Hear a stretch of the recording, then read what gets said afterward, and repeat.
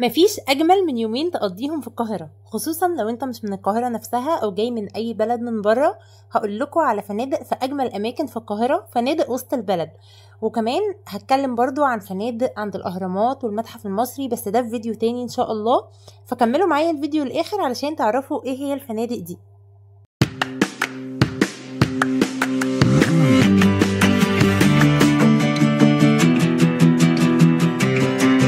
صباح الخير او مساء الخير على حسب التوقيت اللي بتشوفوني فيه.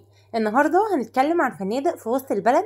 بس قبل ما ابدا، وزي ما متعودين دايما واللي لسه اول مره يشوفني، انا شروق بقدم محتوى عن السياحه والسفر جوه مصر وبره مصر، والفنادق واهم مميزاتها وعيوبها واهم اماكن الخروج والفسح. فلو مهتمين بالمحتوى ده وبتحبوا السفر، ما تنسوش تعملوا لايك وسبسكرايب وتفعلوا زر الجرس علشان يوصلكم جديدنا اول باول.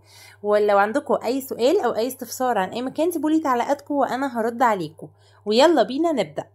وسط البلد في القاهرة ليها سحر مختلف، خصوصا شوارع القاهرة الخديوية زي شارع طلعت حرب، شارع شريف باشا، شارع عرابي، شارع عدلي، عبد الخالق ثروت، شارع 26 يوليو، شارع قصر النيل. كلها شوارع مليانة حياة. مبانيها القديمة كمان بتحكي عن تاريخ وفن عمره أكتر من 100 سنة. كمان هناك كل الكافيهات والمطاعم والخدمات يعني كل حاجة انتم محتاجينها هتلاقوها هناك. خليني بقى مطولش عليكم ونبدأ بأول فندق، وهو فندق سكاي لايت هوتل. هو في وسط البلد، 16 شارع شريف، جنب البنك المركزي على طول، البنك الأهلي. هو الفندق زي نظام بوتيك هوتل كده، هو دور في عمارة. كمان عايزة بقى نتكلم عن الغرف. الغرف هناك فيه سنجل دبل تريبل. الغرف مكيفة سخن وبارد. كمان في كل غرفة ليها التويلت الخاص بيها. التويلت فيه كمان سخان مية. الغرفة فيها شاشة ميني بار، واي فاي. كمان الإقامة بتكون شاملة فطار. في كمان في الفندق بوفيه ومشروبات، يعني تقدروا ان انتوا تطلبوا مشروبات وانتوا هناك، متاح ده. في كمان خدمة غسيل ومكوى، ودي برضو حاجة كويسة. عايزة اقول لكم كمان الفندق في محيط البنوك والبورصة المصرية، يعني المكان سيف جدا. عموما اي مكان في القاهرة في وسط البلد في اي مكان فهو امان جدا. كمان الفندق، عايزة اقول لكم بقى بالنسبة لسعره، سعره كويس جدا، بيكون من رينج 1000 لغاية 1500 على حسب الغرفة اللي انتوا واخدينها. برضو لو انتوا حابين تعرفوا سعر تاريخ معين او غرفة معينة، سواء سنجل دبل تريبل، سيبولي تعليقاتكم وانا هرد عليكم. تاني فندق معانا وهو فندق ميداس. فندق ميداس هوتل.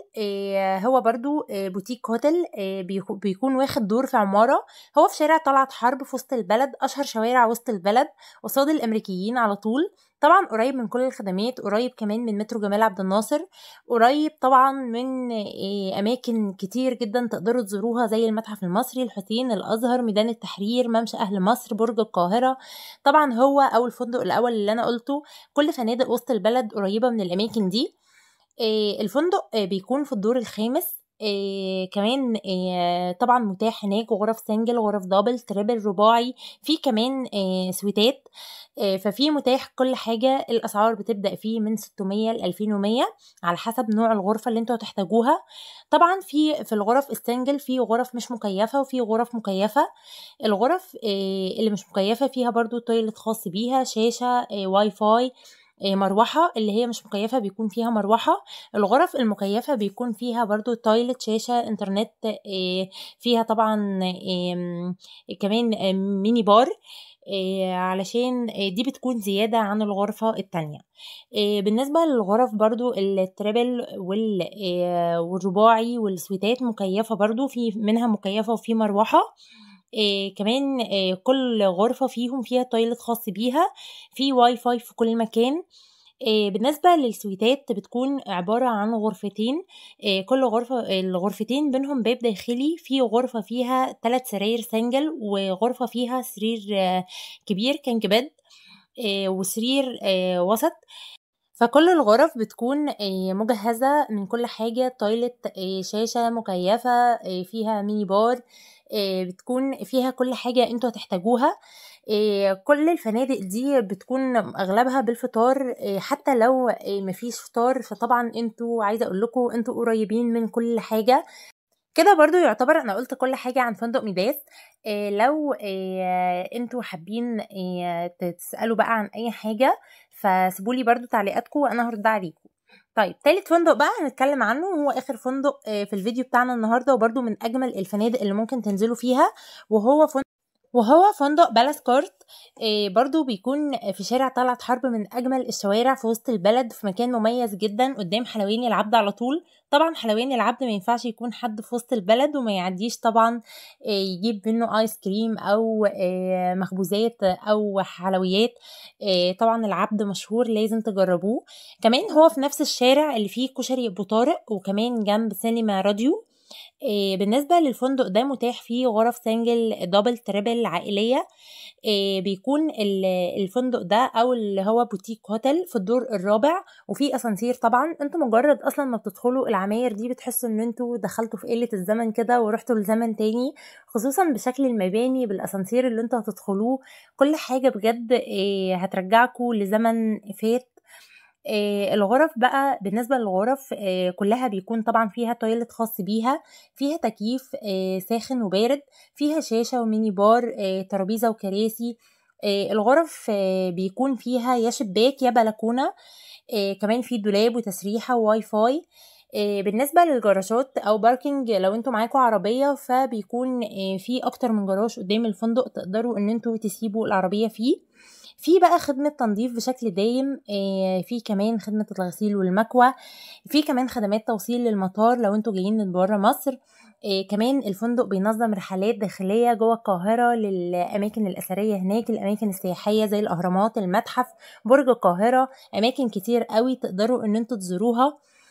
كمان زي ما قلت لكم الفنادق دي قريبة من أماكن كتير قوي سياحية وأثرية في القاهرة. وطبعا انتوا بما انكم جايين رحلة القاهرة فلازم تزوروا كل الأماكن دي، حتى لو جايين رحلة في أي مدينة تانية غير القاهرة زي الغردقة، شرم، فانتوا برضو لازم تنزلوا يومين القاهرة علشان تشوفوا الأهرامات والمتحف المصري الكبير اللي خلاص افتتاحه باقي عليه أيام، وده أكبر متحف في العالم، فلازم ان انتوا تزوروه. كمان كده الفندق ده بالنسبة لفندق بالاس كورت، انا قلت لكم ان سعره بيبدأ من 900 على حسب بقى نوع الغرفة اللي انتوا تحتاجوها، وكمان السعر ده بيكون شامل الفطار كمان. كده انا اتكلمت عن 3 فنادق من فنادق وسط البلد. طبعا فنادق انا حاولت كمان اجيب لكم الفئه اللي هي متوسطه، انا في ليفل معين ما بحبش اتخطاه، يعني في طبعا ليفلات اقل من كده بس مش هيعجبكم، مش هيكون حلو، فبحاول اجيب الليفلات اللي تكونوا قاعدين ومرتاحين فيها. طبعا في ليفلات اعلى من كده بكتير. برضو سيبولي تعليقاتكم لو حابين انزل عن اي فندق من فنادق القاهره. هتلاقوا كمان على القناة فيديوهات كنت نزلتها لفنادق عند الأهرامات. طبعا في ناس كتير بتحب تنزل في الفنادق اللي عند الأهرامات علشان تكون قريبة من الأهرامات والمتحف. فبرضو هسيب لكم لينكات الفيديوهات دي في الوصف علشان تقدروا تشوفوها. لسه برضو هننزل فيديوهات عن فنادق تانية عند الأهرامات، لأن طبعا في فنادق كتير قوي عند الأهرامات وفي وسط البلد نفس المستوى اللي أنا بتكلم عنه ده، فبتكون فنادق نظيفة وحلوة جدا في الإقامة، وفي نفس الوقت السعر مش عالي. عايزه اقول لكم ان معظم الفنادق دي بتكون الاسعار للمصريين والاجانب واحده، فنادق قليله قوي اللي السعر بيختلف فيها اختلاف بسيط قوي، يعني ممكن بيزيد للاجانب يعني زياده بسيطه قوي ما تذكرش. فبرضو قولوا لي لو انتوا من اي بلد عايزين تيجوا امتى او تاريخ كام، سيبولي برضو تعليقاتكم وانا هرد عليكم. كمان اللي عايز يستفسر اي استفسار متاح التواصل من خلال رسائل الانستجرام، اعملوا فولو على الانستجرام هناك، ولو حابين تستفسروا اي استفسار بنرد هناك من خلال رسائل الانستجرام.